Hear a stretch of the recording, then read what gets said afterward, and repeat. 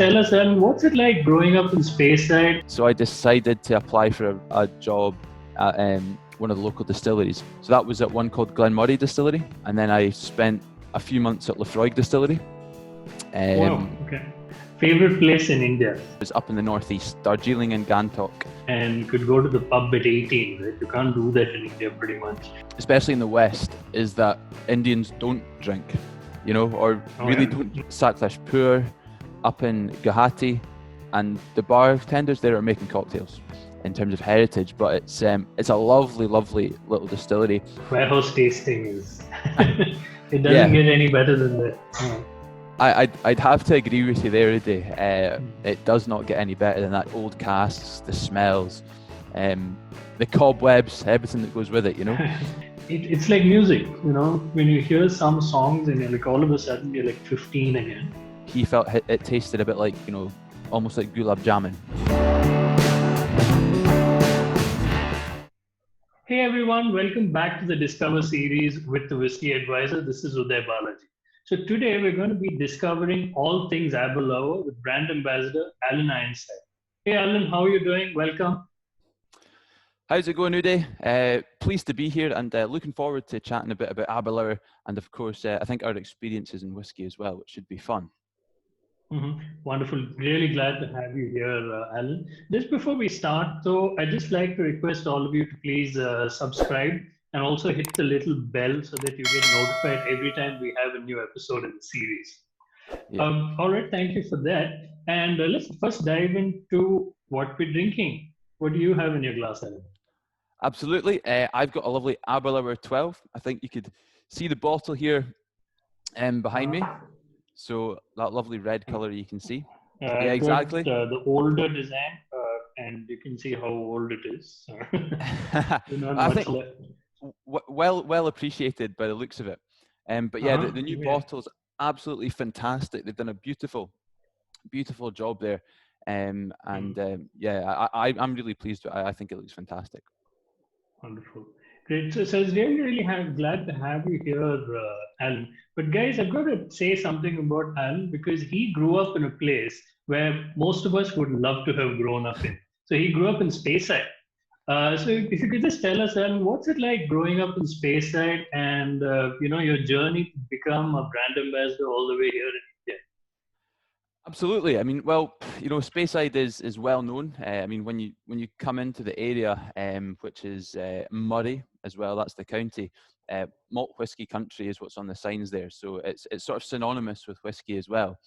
But when you're growing up, you're interested in the usual things. For me, football, sports, and I think especially then, 15, 20 years ago. Whiskey was obviously being made, but perhaps the tourism industry side of it, the opportunities of whiskey were maybe more about, well, you knew someone's dad that worked as an operator, or you knew someone that worked in the industry. But I think when I was growing up, certainly the knowledge or in terms of knowing, I could go and do something like be a whiskey ambassador in another country, that wasn't something that really came up on the career meetings, at your local school or whatever like that. So yeah, I grew up in Speyside, aware of what whiskey was, and obviously that lots of people in the area worked there. But really, I would say it's when I left school, or left what we might call high school, and went off to university. That was a sort of transition period that I realised, I could combine stuff I'm passionate about, like traveling and presenting to people, with the whiskey industry as well, which was really good. That sort of led me to working in different distilleries whilst I was at university, and then eventually to the role I'm in today. Mm-hmm. Didn't you at one point work as a lab tech, and you also worked in a couple of distilleries before you became a brand ambassador, right? Yeah. So again, I mean, I suppose that the lab tech thing was mainly, getting some money for the weekends. I just turned 18, so I was obviously able to work in the industry, but also able to go down to the pubs at the weekend, which was obviously attractive. So it was just before I went off to university. This job came up. It pays quite well, and I basically, it was essentially analysing the barley that came in, because I mean, a lot of people know that malted barley is really, really key for whiskey, and actually a lot of it's in the local area. So Speyside and the northeast of Scotland particularly is known as the granary of Scotland, because a lot of the barley will grow there, a lot of the agriculture is there as well. So you'd be taking in samples from lorries all over the northeast of Scotland, and basically checking them for nitrogen, moisture content, analysing them and making sure they ticked all the boxes that basically were essentially good enough for Scotch whisky. And from that, then the following year, so I went off to university. Then I came back, and I knew I liked presenting, and something a bit more engaging with the public maybe than sitting in a lab. So I decided to apply for a job at one of the local distilleries, and I got that. Ended up working. So that was at one called Glenmoray Distillery, and I ended up working there for the next 3 consecutive summers. I thoroughly enjoyed the job, and got a lot of experience from it as well. I think that was an important thing. I probably mentioned my experience was in journalism. That was my degree. But from working in the whiskey industry, I realised that's something, I like the people in the industry, and I like the people that the sort of the vibe and opportunities that it could provide. And then I left university, went traveling around Europe for a bit. So I didn't go back to that original role. And then I spent a few months at Lefroy Distillery. Wow, okay. And then that is the point that I got this role out in India. So that was just a summer role, and again, learned absolutely loads from it. Totally a different way of doing things over there compared to in Speyside. And then got the role here in India and decided, why not? Yeah, absolutely. Come over and see what it's all about. So, yeah. Wonderful. But I wish we had fun summer jobs like that around here. I think I went to like an electronics automation company for my projects. One important thing we didn't say cheers. I hope all of you have a dram in hand. So, Slanjava. Yeah, Slanjava.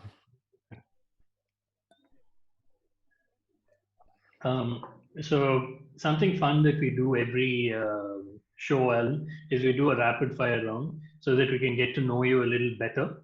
Brilliant. So if you're ready, absolutely. Good to go. All right. Your first whiskey. Oh, my first whiskey, I think was, what was it? I think it was Cardew, actually, of all things. Okay. A long time Favorite ago. bar in India? Oh, I love Sidecar. Has to be said. Do love Sidecar. A fantastic bar. Favorite food? Favorite Indian food? Dal makhni. with some butter naan at the side, definitely. Favorite sport and or team? Oh, my favorite sport is football, and my team is Glasgow Rangers. So they play in Glasgow, and they're doing okay right now. They're getting a bit better. Wonderful. Cats or dogs? Dogs. I've actually got a black lab. Lovely. I love to walk as well, so that's definitely dogs. Cars or bikes? Probably cars overall. Yeah. Beaches or mountains? That's a tough one. I'm going to go mountains because I absolutely love skiing. So yeah, mountains. Lovely. Coffee or tea? Coffee.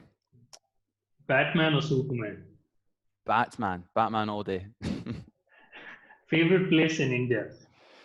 Ooh, favorite place. That's extremely hard, but I'm going to go.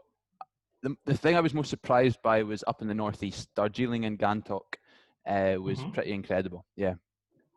I haven't been there myself, so I need to go there sometime. Totally. So that was fun. It was an interesting rapid fire. But talking about India, and you're talking about how you had a part-time job and could go to the pub at 18, right? You can't do that in India pretty much. Of So, course. and whenever I travel, it's always interesting to compare drinking cultures. So I was wondering, when you came to India, what did you make of the drinking culture here, and have you seen it change at all during your time here? Absolutely. I think for me, I was aware I'd been told about, obviously the different state laws as Mhm. well, which can govern things. I think automatically the perception, especially in the West, is that Indians don't drink, or Oh really yeah. don't, Mhm. or really don't drink at all, or don't have a drinking culture, which is very, very wrong. I mean, they drink Mhm. 48%, 49% of the world's entire whiskey consumption, so that's pretty massive. Um, Mhm. and what struck me, a few things struck me. The first thing's that the food culture as well. You can go into a nightclub in India and have your dinner at the same time, and eat and drink all at the same time. Whereas back in Scotland, we would generally eat first and then Yeah. go out and drink and maybe have some sort of takeaway at the end of the night, and that's. But during the drinking period, we pretty much don't eat at all. So that took a bit of getting used to. And I suppose even in different areas of India, they'll drinking different things. Down in Tamil Nadu, massive brandy, or Mhm. Indian made brandy as well. And then you go up to into Punjab, and it's a lot of the just whiskey and water all the way up to the top, which which takes a bit of getting used to as well. But I do think even I think one of the main things is it is changing, and it's one of the reasons that I'm there as well. Um, I think in general we're seeing this trend across the globe where maybe people are drinking slightly less overall, but they're drinking more premium and quality products, which is sort Mhm. of where the Scotch whisky um, industry comes into it. Yeah. So Mhm. absolutely, and I think maybe more people are keen to try cocktails. Um, I, Yeah. Uh-huh. I remember people saying to me, "Oh, cocktails was the preserve of fancy bars in India." I can tell you, I've been to tiny places in the middle of, you know, uh, Sakleshpur, up in Guwahati, Absolutely and the fresh. And bartenders there are making cocktails. So it's quite, that's another interesting thing. I think it gets people's creative juices flowing, and Mhm. India's a creative place, so I think people gravitate towards that as well. So absolutely, things are changing, and it's an interesting time. Absolutely. I guess it kind of goes for me as well. What I'm doing is because people are looking to drink more premium, look more for experiences rather than just going out to get drunk. Really. So it's very very heartening to see, and there's so much curiosity to learn as well, which is why we can do sessions like this. To be honest. Absolutely, and I think that's one of the reasons I got into it as well, was the passion and encouragement from other people in the industry to learn about these Mm. things. And I think not just in whiskey, but in general in alcohol, be it wine, be it gin, be it vodka, very, very like-minded. And it's, wherever you go in the world, you're going to find people that are wanting to talk about it and are interested as well. So, yeah, absolutely. Mhm. Well, talking about going around the world, so I got so close to get going to the distillery to Aberlour. So I was staying in Craigellachie at the Highlander Inn, and there was a couple of years ago. And then this couple was going down to the distillery for a few drams at the end of the day. But for some reason, I didn't go, and I've been kicking myself ever since. But since you're here, you could tell us a little more about the distillery experience and the Aberlour story as well, please. Absolutely. I mean, Aberlour is 1879 dating back to it. So it's, again, absolutely goes with the rest of Scotch whisky in terms of being old and in terms of heritage. But it's a lovely, lovely little distillery. One of these ones that I think would, fair to say, epitomizes Speyside. Sort of nestled in the with the river beside the trees, and nice and sort of quaint in that sense. Going to the distillery, like many others, you'll see the whole production process, as well. And we've got a fantastic tasting room there as well. It is really lovely, which unfortunately you didn't get to see, I but know. it's it's a lovely, lovely tasting room, and obviously huge range of Aberlour as well. For us, the sort of, I say famous, but well-known aspect is the red door, of warehouse number one, and I think in terms of what you get to see there, it's not just Aberlour, it's Speyside as well. There's so many distilleries in that area, so I would thoroughly recommend anyone that's interested in whiskey go and try the distilleries there. Go for a tour, because we always say this, but it will taste different in that environment than it will anywhere else. I've tasted, my first experience of I was lucky enough, one of my first experience of peated whiskey was in Islay a few years back, and it definitely tasted different there to the way I tasted it anywhere else. Likewise, when we're tasting it in Speyside as well. So definitely go along to it. And I think going on more about Aberlour and the history as well, it's the motto of Aberlour is "Let the deed show," and that comes from James Fleming, who was the Aberlour founder. And Aberlour is much more than just the distillery, because there's the village there as well. And when you go to the village, you've got the hospital, the old hospital. You have the town hall. You also have a bridge called the Penny Brig crossing the River Spey. So River Spey, Speyside, the main tributary to most of these distilleries. And it was a very notoriously dangerous thing to cross, especially in winter. Getting around it was a notoriously long process because it's a big, long river. So a bridge was built. Who built these things was James Fleming, the founder of Aberlour. So Aberlour, the distillery, gave a lot back to the community of Aberlour, the village, as well. And you can see these things when you go there, which is pretty nice. He didn't just donate money to them; he designed them as well, which is quite an interesting thing. And we've only got one picture, really, of James Fleming, which is quite remarkable considering he did all this stuff. You'd think he would be this big, well, it's almost celebrity of the time, but it wasn't really the case. The only photo we have of him or photo picture is an adaptation of a picture that was drawn in his obituary in the newspaper. So it's quite discreet, but that, needless to say, goes with Aberlour Distillery and its history as well, which is cool. That's wonderful. I'm glad that you spoke about the people, because for me, when I'm traveling to whichever, whether it's Scotland and Speyside or Ireland or wherever it is, it's a deeper connection to the land and the people that lets you, when you come back home, when you open that bottle again, there's such a deeper appreciation for what you're having. And talking about deeper appreciation, you mentioned warehouses as well. A warehouse tasting is it doesn't Yeah, get any better than that. I'd have to agree with you there, Uday. It does not get any better than that. Just the smell and when I used to take tours, obviously when you first opened it up in the morning, you tended to get the strongest smell, absolutely fresh. And you can't cease to be. I mean, I did it every day, and it was still my favorite part of the day.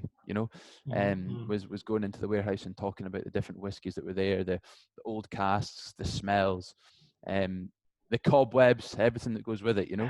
So so absolutely, and I think you hit the nail on the head there, Uday. Is when we talk about the people as well, they really are the sort of, obviously, it sounds a bit cliche.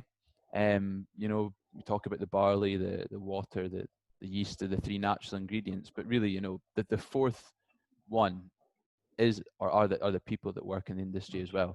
And even if you go, when you talk about whiskey today, there's thousands of people employed by this, but I still find it quite remarkable talking about what whiskey meant to people 100 years ago. It wasn't just all this, what is quite now fancy.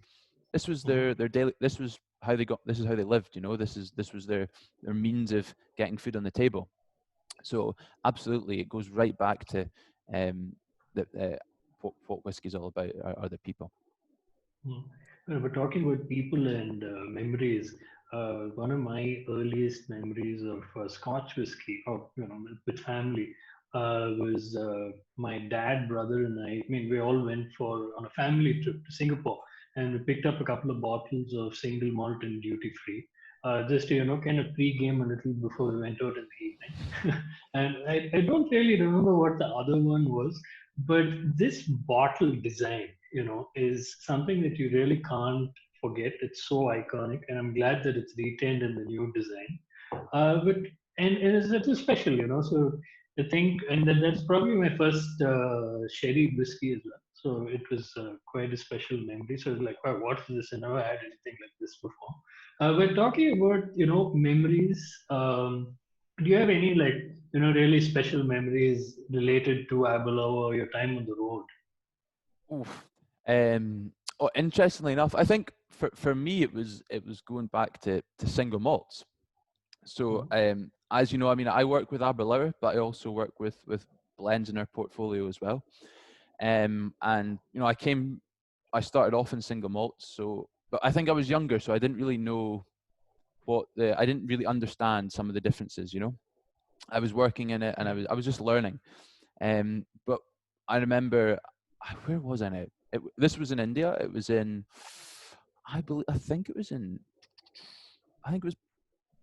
I want to say Delhi. I think it was up in Delhi, and I hadn't had single Mhm. malts in a long time, and it was Aberlour I'd had, and it was with a group of friends, and we opened the bottle, and boom, the smells, the that double maturation, the sherry came through, and all the characteristics of a classic Speyside single malt came back, and for me that struck me as one of the sort of powerful memory triggers, um, Mhm. just with smells and senses and reminding yourself about it. So that was a good experience of single malt for me, in Mhm. particularly Aberlour in India. So that was cool, and of course with friends, and that's the whole point. Oh yeah, It totally goes with the experience. because it's something when I do conduct my tastings as well, because you see those flavor maps and all that back there. But at the end of the day, when you can taste something and it triggers a memory, like one example that I always use is my grandmother's old varnished cupboard. You know, is those kind of it's like music. When you hear some songs and you're like all of a sudden you're like 15 again. That's what whiskey should be for people, in my opinion. Um, Oh, absolutely. And I think I have it in, and it's just about using your imagination as well in that sense. Is when you smell something, and I've had it when it's been that sort of pine and forest mm, experience, and that just you takes you completely back to when I was younger. Lots of pine forests around us, um, taking the dog for walks or whatever, going and playing as kids, and even our lots of master blenders will say that period of up to 10 years, mhm, in terms of your own age, really is where you take on a lot of those smells and memory experiences. Cut mm. grass is another one. I mentioned I like Yeah, football, yeah, yeah. so whenever you had that fresh cut grass smell on the football pitch, I sometimes get that from whiskies as well, which is fantastic. Mm, mm. And so absolutely goes with the experience. Great. Well, so talking about the flavors, so we've seen a few whiskeys in this series, but nothing really with the taste profile that Aberlour brings to the table. So if you could just tell us, for you, what is the quintessential Aberlour taste, and what whiskeys do you have in the range? Absolutely. So I'm going to actually add some water to this one, just as we Mm-hmm. get going. Sure, some people will know, but even the distillers, master blenders, when it comes to blends, are adding water to get down to about 20%. And it's an exothermic reaction, that's the technical term, but really it's just re- relaxing those strong alcohol notes, alcohol flavors, mixing with the whiskey and allowing the aromas to come up as well. So on the nose itself, I'm getting that strong sort of rich, fruity red apples, which is synonymous with Speyside. And I've gone a step ahead. I've nosed it before we've even looked at it. That's terrible. Getting too excited there. But obviously, synonymous with Aberlour is that lovely red colour. And when we talk about whiskies, I think it's important that the colour doesn't, inform us about the quality of the whiskey. It's more about where it's come from.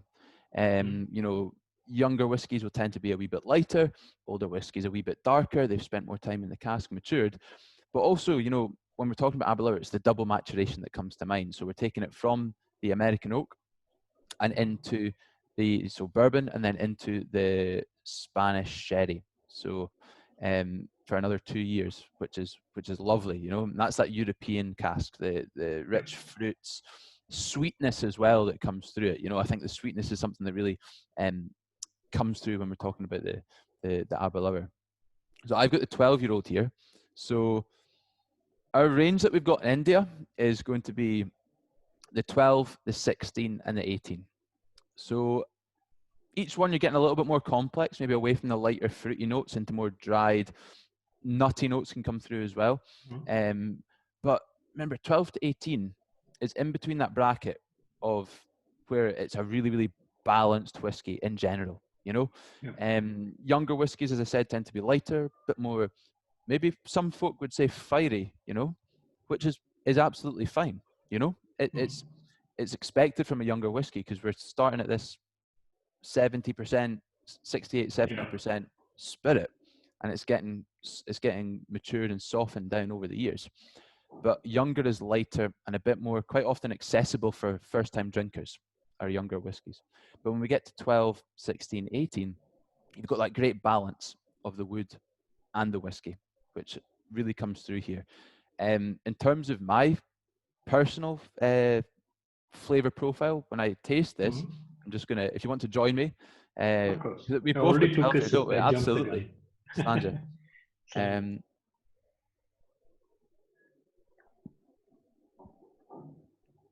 So the first word that comes to mind for me is Christmas cake.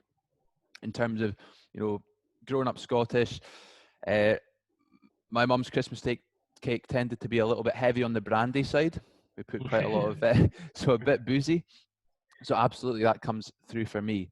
A friend of mine that previously worked in India used to say that he felt it tasted a bit like, almost like gulab jamun, sweet, toffee, caramel, and that summed up for me, exactly how you can taste whiskey differently. The guys that are nosing this and tasting this and making this whiskey are smelling hundreds of aromas, because they're very experienced in it. But for us, in layman's terms, we're trying to connect it to our own experiences. So lo and behold, a few months later, I'd been in India some time. I tasted gulab jamun. I take mine with ice cream, by the way. I love that. My favorite combination. But I could totally see what my friend was talking about, and get those flavor notes. So it's all about just being able to see the differences in your own experiences and attach them to the whiskey as well. But for me, it's Christmas cake, toffee, sweetness, fruits, rich fruits. So yeah, a real combination of the European sherry with your typical Speyside whiskey notes. I can kind of see that gulab jamun, it's a little bit of that burnt treacle at some level. Exactly. Completely. Because the one whiskey, this is a few years ago when I got married, one of the whiskeys that I got was Aberlour, and that packs a punch. So batch 57, 60 point something percent ABV or something. Now that's a solid one. And I wish I still had a bottle, but that's another one on the wish list. Absolutely. Yeah, Aberlour is one of the best, well known for a reason, cask strength whiskies out there on the market, and it is just lovely. And I think, when we talk about cask strength, I'm sure most people will know, but for those that don't know, it just means it's that about 0.4, 0.5% alcohol strength loss, so ABV loss, that comes with the angel share, so the evaporation process. About 2% volume, 0.5% alcohol loss. So when we usually make a whiskey, we're diluting it a bit further to get to that 40% that you'll usually see. That's the minimum. And then when you see a cask strength whiskey, it just means that we've had no added dilution. It's just come from the angel share. And quite often, I mean, for me, I have to add water to that, because when you first taste it without the water, it can really just completely numb your tongue, and just coat it without much flavor. Whereas when you add that water to a cask strength whiskey, you get this experience that's like, it can be just layers and layers, really staying on the back of the tongue, lovely long experience, which is, I think, one of the enjoyable things about Abuna, and also the cask strength experience. That's a fabulous parting thought because you guys should go out and buy a bottle of the Zabuna because it's really something that we should all have in our bars. So thank you so much, Alan. It's been absolutely wonderful. I really loved the conversation. We're hoping to have you back soon, talking about one more of the whiskeys in your portfolio. You know? We're looking Absolutely. forward to that. Definitely. Yeah. Slanjavali Day, and see you next time. See you too. All right, guys, that was a really, really nice session with Alan, and he gave us some really cool stories to go with Aberlour. But if you want to know more about Alan and Aberlour, I put on all the details down below, and you can go and reach out to them. So that's the end of the show today. I'd like to ask you all again to subscribe, like, and remember to hit that little bell so you'll get notified every week when we have a new video on the series. Until then, thank you and cheers.